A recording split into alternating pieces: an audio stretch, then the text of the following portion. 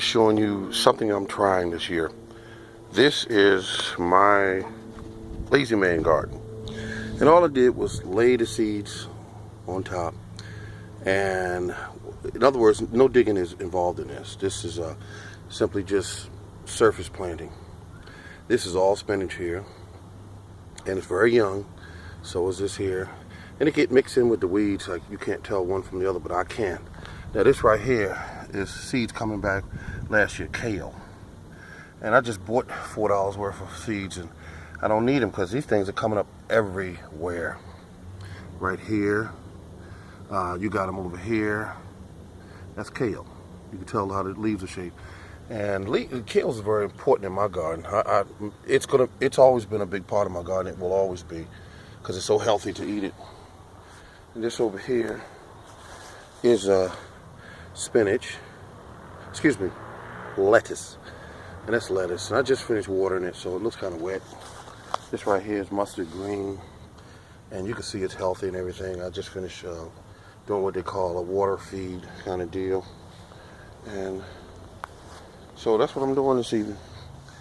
And this is some more kale that came back from last year. I think that's this kale here is what they call them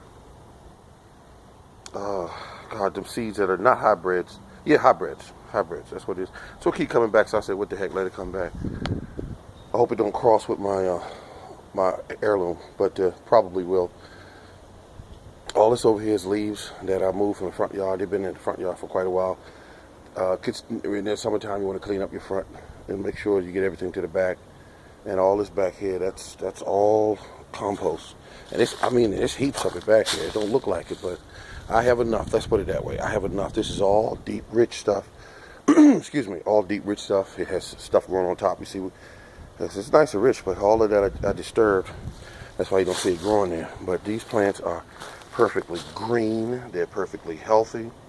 They don't have any issues. But they're all plants I don't use, so they'll get pulled out and they'll just be adding. I just use them to add nitrogen to the compost. Over here is a big pile of it. It's just rich. It's full of worms and big night crawlers. So I use those for fishing when I go fishing. I do not pay Walmart $4 for any worms. I refuse to do that. And this right here is just a big pile of beautiful, some type of weed.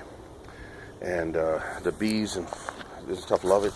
So I let it grow until once it get in my way, then I take it out. I just go ahead and pull it out and turn it root side up, and then that becomes nitrogen.